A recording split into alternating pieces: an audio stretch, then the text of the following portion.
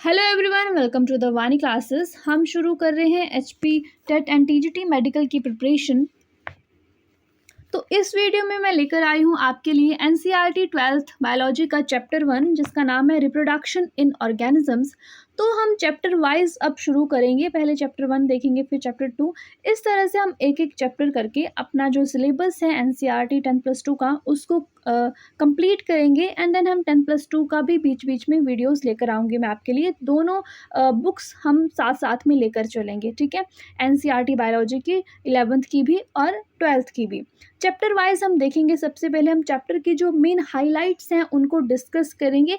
फिर हम देखेंगे कि इनमें से क्या एमसीक्यूज बन रहे हैं। उसके बाद हम एक एक करके एमसीक्यू को भी डिटेल में डिस्कस करेंगे। ओके, तो एंड में आपको बताना है कि आपको वीडियो कैसी लगी। क्या आपको इस तरह से पढ़ना सही लग रहा है या फिर क्या हम सिर्फ एमसीक्यूज ही देखें। ओके, तो वो आपने बताना है। फिर हम उसी तरह से अपनी आगे की प्रिपरेशन शुरू करेंगे। ओके, तो सबसे पहले हम इस चैप्टर की जो मेन हाइलाइट्स है वो देखेंगे। इस चैप्टर में मेनली सबसे पहले है रिप्रोडक्शन। कि रिप्रोडक्शन है क्या। हम सभी छोटी क्लासेस से पढ़ते आ रहे हैं कि it is the biological process in which an organism give rise to young ones similar to itself. Okay, mainly दो तरह की रिप्रोडक्शन देखने को मिलती हैं, asexual reproduction and sexual reproduction. जो एसेक्सुअल रिप्रोडक्शन होती है जिसमें जो नए इंडिविजुअल बनते हैं वो बनते हैं without formation and fusion of gametes, जिसमें गैमीट्स का फ्यूजन नहीं होता है बट फिर भी न्यू इंडिविजुअल जो हैं वो बनते हैं। जबकि सेक्सुअल रिप्रोडक्शन बिल्कुल अपोजिट है, जिसमें मेल एंड फीमेल गैमीट्स का फ्यूजन होता है। ओके, फिर एसेक्सुअल रिप्रोडक्शन के कुछ टाइप्स हैं जिनमें से क्वेश्चन पूछा जाता है। क्वेश्चन यहीं से आता है कि एसेक्सुअल रिप्रोडक्शन के जो टाइप्स हैं इनके एग्जाम्पल क्या हैं। ओके, सो सबसे पहले आता है फिजन। फिजन एसेक्सुअल रिप्रोडक्शन का ही टाइप है और इसमें जो पेरेंट की बॉडी होती है वो एक से दो में डिवाइड हो जाती है, फिर दो से अधिक में भी डिवाइड हो जाती है। तो उसी बेसिस पर फिजन अगेन दो तरह का है। ओके, पहला है हमारा बाइनरी फिजन और दूसरा है मल्टीपल फिजन।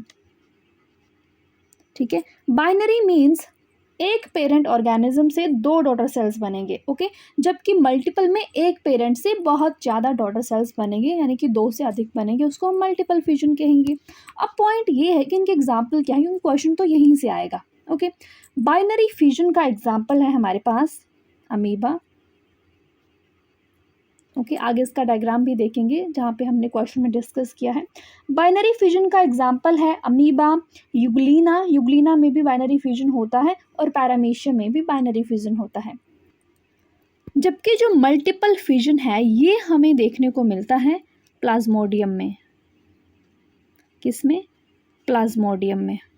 ओके, तो फिजन आपको क्लियर है। अब हम नेक्स्ट देखेंगे फ्रेगमेंटेशन क्या होती है। फ्रेगमेंटेशन जैसे नाम से पता लग रहा है, फ्रेगमेंट बनते हैं। जो पेरेंट ऑर्गेनिज्म है उसकी बॉडी फ्रेगमेंट्स में डिवाइड हो जाती है और फ्रेगमेंटेशन का एग्जाम्पल है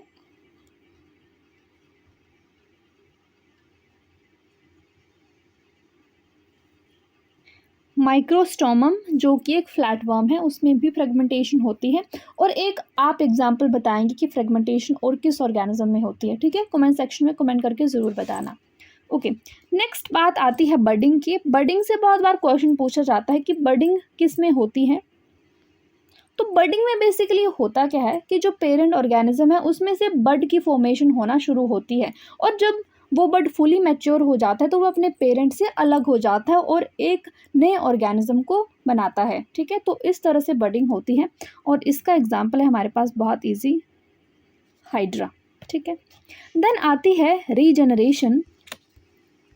रीजनरेशन हमें देखने को मिलती है प्लेनेरिया में, जहाँ पर जो पेरेंट ऑर्गेनिज्म है अगर हम उसको बीच में से 2 इक्वल हाफ में कट कर देते हैं तो वो दोनों ऑर्गेनिज्म फिर से रीजनरेट हो जाते हैं और दो अलग ऑर्गेनिज्म बन जाते हैं। ठीक, देन आती है स्पोर फॉर्मेशन, जिसके एग्जांपल्स हैं हमारे पास राइजोपस। ठीक है, राइजोपस में स्पोर फॉर्मेशन होते हैं। एंड एक और है हमारे पास पेनिसिलियम। ओके,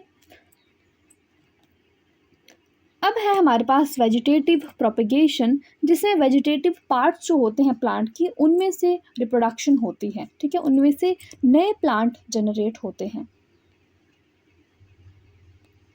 वेजिटेटिव प्रोपेगेशन के भी अलग अलग मेथड्स होते हैं, जैसे कटिंग से वेजिटेटिव प्रोपेगेशन होती है। आपने देखा होगा रोज़ में हम कटिंग लगाते हैं, तो वो भी वेजिटेटिव प्रोपेगेशन है। अगर ग्राफ्टिंग की बात करें हम, तो ग्राफ्टिंग भी होती है मैंगो में, तो वो भी क्या है, एक तरह की वेजिटेटिव प्रोपेगेशन है। ठीक है, जो पोटैटो है हम उसको पोटैटो ट्यूबर से ग्रो करते हैं, वो भी वेजिटेटिव प्रोपेगेशन है। ब्रायोफिलम है जहाँ पर लीव से नए प्लांट की ग्रोथ होती है, वो भी वेजिटेटिव प्रोपेगेशन है। ठीक है, तो ये है हमारे पास एसेक्सुअल रिप्रोडक्शन, जहाँ से मेनली आपको क्वेश्चन पूछे जाते हैं। अब थोड़ा सा बात करेंगे हम सेक्सुअल रिप्रोडक्शन के बारे में भी। यहाँ पर टाइप्स दिए गए हैं कि किस तरह की सेक्सुअल रिप्रोडक्शन होती है। ठीक है, सबसे पहले जो सेक्सुअल रिप्रोडक्शन है उसका पहला जो टाइप है वो है सिनगैमी। सिनगैमी क्या होती है? It is the fusion of gametes. ठीक है, सिनगैमी को हम क्या कहते हैं? फर्टिलाइजेशन भी। Okay, it is the fusion of gametes, जिसको फर्टिलाइजेशन भी कहते हैं। गैमीट्स जैसे स्पर्म है एंड ओवा, इनकी fusion is syngamy. Okay, now अब इसके भी फर्दर टाइप्स हैं, सिनगैमी के भी टाइप हैं। पहले on the basis of source of fusing gametes, ये दो तरह की है, एंडोगैमी एंड एक्सोगैमी। ओके, जो एंडोगैमी है हम उसको कहते हैं सेल्फ फर्टिलाइजेशन भी, सेल्फ फर्टिलाइजेशन, और जो एक्सोगैमी है हम उसको कहते हैं क्रॉस फर्टिलाइजेशन भी। ओके, जो एंडोगैमी है यानी कि सेल्फ फर्टिलाइजेशन है, उसमें जो गैमीट्स हैं वो एक ही पेरेंट से आते हैं, मतलब कि दोनों जो गैमीट्स हैं वो एक ही पेरेंट के होते हैं, यानी कि uniparental. For example taenia solium. Okay, example भी हम देख लेते हैं। Example is taenia solium. Okay, अगर एक्सोगैमी है वहाँ पे क्रॉस फर्टिलाइजेशन होगी, विच मीन्स दोनों जो गैमीट होंगे वो दो अलग अलग पेरेंट से आएंगे, बाय पेरेंटल होती है ये। ठीक है, जैसे ह्यूमन बीइंग्स हैं, फ्रॉग्स वगैरह इसके एग्जांपल हैं क्रॉस फर्टिलाइजेशन के, यानी कि एक्सोगैमी के। Clear? Okay, now on the basis of structure of fusing gamete, अब जो फ्यूजिंग गैमीट्स होते हैं उनके स्ट्रक्चर्स भी अलग अलग होते हैं। उनके बेसिस पर भी ये दो तरह की है, आइसोगैमी एंड एनाइसोगैमी। आइसोगैमी यानी कि जो गैमीट है, मेल एंड फीमेल गैमीट्स हैं, उन दोनों का जो शेप एंड साइज है वो बिल्कुल सिमिलर है। ओके, वो दोनों एक दूसरे के बराबर हैं, एक दूसरे के जैसे हैं। अब इसका एग्जाम्पल है हमारे पास आइसोगैमी का मोनोसिस्टिस। क्या है? मोनोसिस्टिस, ये याद रखना, ये पूछा जाता है कई बार। और एनाइसोगैमी, जैसे ह्यूमन बीइंग्स हैं, फ्रॉग हैं, तो उनके गैमीट दोनों अलग अलग होते हैं। जैसे मेल गैमीट है ह्यूमन बीइंग्स में वो मोटाइल होता है, जबकि फीमेल गैमीट है वो मोटाइल नहीं होता है। दोनों का जो शेप एंड स्ट्रक्चर अलग है, तो वो होती है एनाइसोगैमी। ओके, अब हमने सिनगैमी के तो सारे पार्ट्स देख लिए।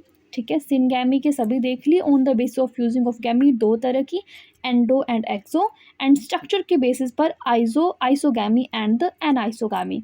ना कॉन्जुगेशन क्या है? कॉन्जुगेशन में दो पेरेंट जिनको हम कॉन्जुगेंट्स कहते हैं वो थोड़े टाइम के लिए यानी कि टेम्परेरी पेयर होते हैं। ओके, ताकि उनका जो मेल प्रोन्यूक्लियाई है वो एक्सचेंज हो सके, और ये कंडीशन होती है पैरामीशियम में। ओके, तो इस तरह से हमने अपनी सेक्सुअल रिप्रोडक्शन का भी पार्ट देख लिया। सबसे पहले हमने असेक्सुअल रिप्रोडक्शन देखी, उसके टाइप्स देख लिए। Now sexual reproduction. अब बात करेंगे हम इस चैप्टर से रिलेटेड एमसीक्यूज़ के बारे में, ताकि आपकी जो अंडरस्टैंडिंग है वो बिल्कुल क्लियर हो जाए। ओके, पहला क्वेश्चन देखेंगे, राइजोपस रिप्रोड्यूसेस असेक्सुअली बाय। हमें ये तो पता है कि असेक्सुअली रिप्रोड्यूस करता है राइजोपस, बट किसके द्वारा? ओके, अभी पीछे हमने देखा, अगर आप रिकॉल कर पा रहे हैं तो। ए कोनिडिया, बी स्पोर्स, सी गैमा एफिडी बुलबिल, तो यहाँ पर डायग्राम भी है हमारे पास कि जो राइजोपस है, जिसको हम रेड मोल्ड भी कहते हैं, इसमें स्पोर्स की फॉर्मेशन होती है। अब ये स्पोर्स दूर दूर जाके गिरेंगे और नए राइजोपस जो हैं वो ग्रो होंगे। ठीक है, तो राइट आंसर होता है हमारे इस क्वेश्चन का स्पोर्स, बी। नेक्स्ट देखेंगे, bryophyllum can be propagated vegetatively by stem, root, leaf या फिर फ्लावर। तो ब्रायोफिलम का प्लांट आपके घर में भी होगा, किसी न किसी के घर में तो होगा, या आपने या फिर कभी ना कभी देखा ही होगा। कुछ इस तरह का प्लांट होता है जिसकी लीव्स में छोटे छोटे लीफ बर्ड्स आए होते हैं। ठीक है, छोटे छोटे बर्ड्स आए होते हैं जिनमें कैपेसिटी होती है कि वो अगर सोइल में जाएंगे तो एक नया प्लांट ग्रो कर देंगे, एक नया ब्रायोफिलम ग्रो कर देंगे। तो इस तरह की जो वेजिटेटिव प्रोपेगेशन होती है वो लीफ के द्वारा होती है। ओके, ऑप्शन सी होगा हमारा राइट आंसर इसका। थर्ड आता है हमारा सिनगैमी क्या है। अभी हमने पीछे देखा सेक्सुअल रिप्रोडक्शन में, तो सिनगैमी क्या है? Fusion of similar spores, dissimilar spores, cytoplasm या फिर फ्यूजन ऑफ गैमीट्स। तो सिनगैमी है फ्यूजन ऑफ गैमीट्स, जिसको हमने फर्टिलाइजेशन भी कहा, जिसके हमने दो टाइप्स देखे, self fertilization and cross fertilization. Next है हमारे पास question, hydra reproduces asexually through. Hydra जो है वो एसेक्सुअली रिप्रोड्यूस करता है, बट किसके द्वारा? फ्रेगमेंटेशन, बडिंग, बाइनरी फ्यूजन या फिर स्पोरुलेशन। तो जैसा हमने पीछे भी बात की कि एक पेरेंट ऑर्गेनिज्म होता है, जैसे ये पेरेंट हाइड्रा है, यहाँ पर एक छोटा सा बड डेवलप हो रहा है,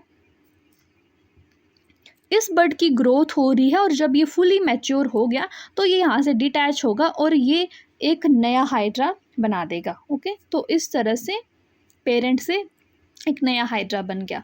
तो इस प्रोसेस को हम कहेंगे बडिंग, बड के थ्रू जहाँ पे प्लांट एसेक्सुअली रिप्रोड्यूस करता है। Question number 5, the eyes of the potato tuber are, वो क्या है? रूट बर्ड है, फ्लावर बर्ड है, शूट बर्ड है, फिर एक्सिलरी बर्ड्स हैं। तो जैसा आप डायग्राम में देख रहे हैं, ये जो स्ट्रक्चर है वो एक स्टेम ट्यूबर का है, जो पोटैटो है वो स्टेम ट्यूबर है।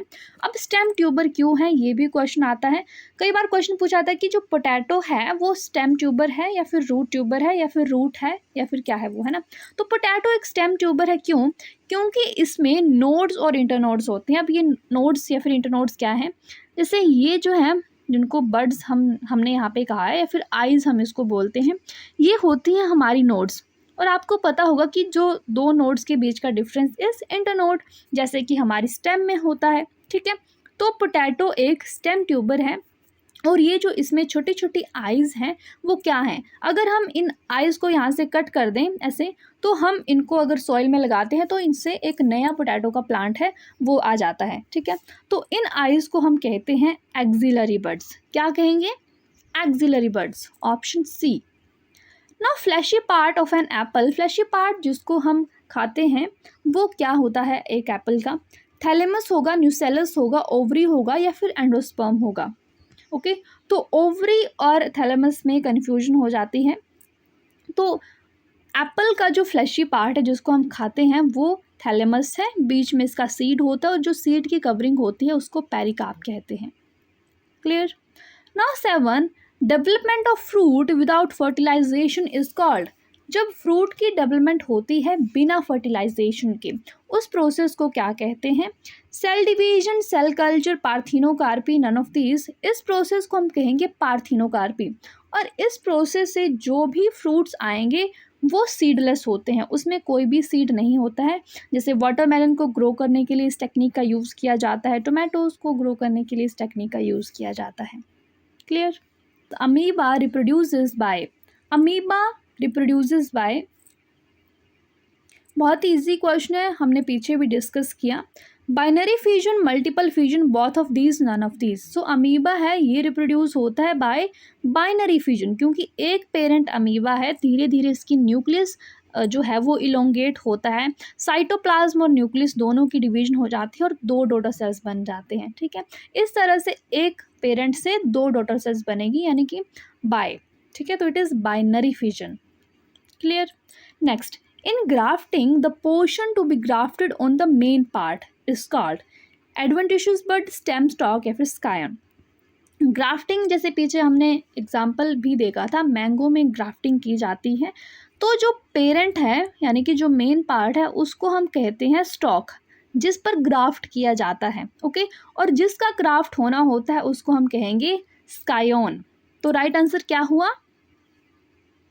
स्कायोन। ठीक है, जो पार्ट ऊपर है जिसको मेन पार्ट पर ग्राफ्ट किया जाता है यानी कि स्टॉक पर स्कायोन ग्राफ्ट होता है, तो right answer is scion, option D.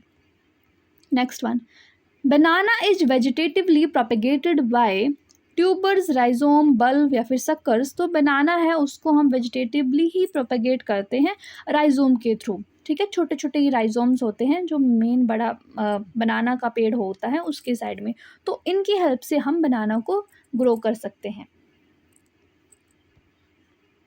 Next question है हमारा पॉलिनेशन से। तो पहले पॉलिनेशन होती क्या है? It is the transfer of pollen grains from anther to stigma, है ना।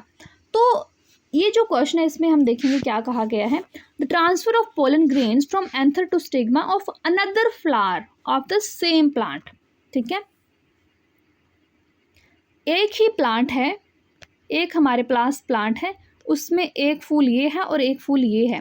अब यहाँ से एंथर आ रहा है, जो पोलन ग्रेन्स हैं, पोलन ग्रेन्स हैं एंथर पर, वो यहाँ से आ रहे हैं इस प्लांट के स्टिग्मा पर। तो इस प्रोसेस को हम क्या कहेंगे? गिटोनोगैमी, जीनोगैमी, क्लिस्टोगैमी या फिर कैज्मोगैमी। तो ये जो प्रोसेस है जिसमें सेम ही प्लांट के एंथर से पोलन ग्रेन्स आएंगे उसी प्लांट के स्टिग्मा पर, उस प्रोसेस को हम कहते हैं गिटोनोगैमी। क्या कहेंगे? गिटोनोगैमी। ये है गिटोनोगैमी। ठीक है, सेम ही प्लांट के दो अलग अलग फ्लावर्स। और दो अलग और टाइप्स भी हैं, जब पोलन ग्रेन्स हैं ट्रांसफ़र होते हैं उस ही फ्लावर के स्टिग्मा पर, उसको हम कहेंगे ऑटोगैमी। क्या कहेंगे? ऑटोगैमी। ऑटो मीन्स सेल्फ, उस ही फ्लावर के एंथर से स्टिग्मा पर पोलन ग्रेन्स आते हैं। ओके, ये बात होगी सेल्फ पॉलिनेशन की। ना क्रॉस पॉलिनेशन, जहाँ पर पोलन ग्रेन्स जो हैं वो एक प्लांट के फ्लावर से दूसरे प्लांट के फ्लावर पर जाएंगे, उसके स्टिग्मा पर जाएंगे, इस प्रोसेस को कहेंगे जीनोगैमी, यानी कि क्रॉस पॉलिनेशन यहाँ पर हो रही है। ठीक है, एक प्लांट से दूसरे प्लांट तक। तो इसका राइट आंसर तो हो गया हमारा गिटोनोगैमी। नेक्स्ट देखेंगे, vegetative propagation in mint occurs by. जो मिंट है, पुदीना है, उसमें वेजिटेटिव प्रोपेगेशन किसके द्वारा होती है? रनर्स, ऑफसेट, राइजोम या फिर डी सक्कर। ठीक है, तो इसमें होती है सक्कर्स के द्वारा वेजिटेटिव प्रोपेगेशन। राइट आंसर होता है हमारा option D. Okay, so guys, इस वीडियो में हमने देख लिए कुछ क्वेश्चंस भी और अपना फर्स्ट चैप्टर के जो इंपॉर्टेंट हाइलाइट्स हैं वो डिस्कस कर लिए हैं। कुछ डाउट रहता है तो आप कमेंट सेक्शन में कमेंट करके पूछ सकते हैं। अगर आपको ये वे ठीक लग रहा है वीडियोस का तो आप वो भी बता सकते हैं, अपना फीडबैक दे सकते हैं। और आप मुझे ज्वाइन कर सकते हैं टेलीग्राम में भी, इंस्टाग्राम में भी, लिंक आपको डिस्क्रिप्शन बॉक्स में मिल जाएगा। So that's all for this video. जल्द ही मैं नेक्स्ट चैप्टर भी लेकर आऊँगी, 11th का भी और 12th का भी। तो प्लीज़ चैनल पर बने रहिए। Thank you so much for watching. Bye bye, take care.